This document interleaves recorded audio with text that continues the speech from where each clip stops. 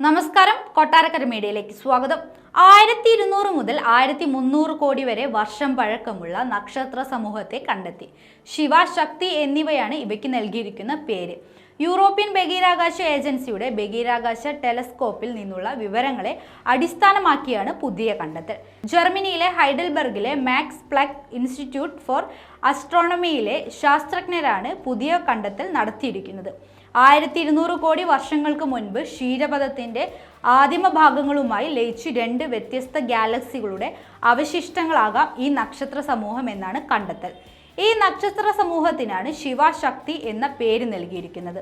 സമാനമായ രാസഘടനകളുള്ള നക്ഷത്ര സമൂഹങ്ങളാണ് ശക്തിയും ശിവയും. ഓരോ ഘടനയ്ക്കും നമ്മുടെ സൂര്യനേക്കാൾ 10 ദശലക്ഷം മടങ്ങ് പിണ്ഡമുണ്ട്. ഹൈന്ദവ വിശ്വാസപ്രകാരം ശിവന്റെയും ശക്തിയുടെയും സംയോജനത്തിൽ നിന്നാണ് പ്രപഞ്ചം ഉണ്ടായത്. അതുകൊണ്ടാണ് നക്ഷത്ര സമൂഹങ്ങൾക്ക് ഈ പേര് നൽകിയിരിക്കുന്നതെന്ന് ഗവേഷകർ അറിയിച്ചു. നമ്മുടെ പ്രപഞ്ചത്തിൽ ഗാലക്സികൾ എങ്ങനെ രൂപപ്പെടുന്നു എന്നതിലാണ് താങ്കളുടെ ഗവേഷണമെന്ന് ശാസ്ത്രജ്ഞനായ ഗാദി മൽഹാൻ പറഞ്ഞു. വളരെ നേരത്തെ സംയോജിച്ച 2 നക്ഷത്ര ഘടനകളെ തിരിച്ചറിയുന്നതിലൂടെ ക്ഷീരപഥ രൂപീകരണത്തിന്റെ പ്രാരംഭഘട്ടങ്ങളെക്കുറിച്ച് ഒരു ധാരണ ലഭിച്ചെന്ന് ഗവേഷകർ പറയുകയുണ്ടായി. ഗാലക്സികൾക്ക് തുടക്കമിട്ട മഹാവിസ്ഫോടനം ഏകദേശം 1300 കോടി വർഷങ്ങൾക്ക് മുമ്പാണ് സംഭവിച്ചത്. നക്ഷത്രങ്ങളും വാതകങ്ങളും പൊടിയുമെല്ലാം ചേർന്നാണ് ക്ഷീരപഥം ഉണ്ടായത്.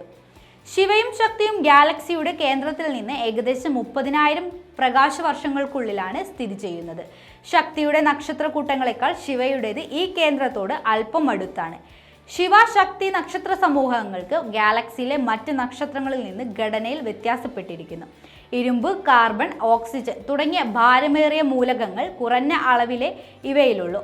ക്ഷീരപഥത്തിന്റെ രൂപീകരണവും പരിണാമവും അതിന്റെ തുടക്കം മുതൽ ഇന്നുവരെ കണ്ടെത്താൻ ആഗ്രഹിക്കുന്നുവെന്ന് മാക്സ് പ്ലാങ്കിലെ ഗവേഷകർ പറഞ്ഞു. ഇത്രയും കാലം പുറകിലേക്ക് പോയി കണ്ടെത്തുക എന്നത് ദുഷ്കരമാണെന്നും ഗവേഷകർ പറയുന്നുണ്ട്.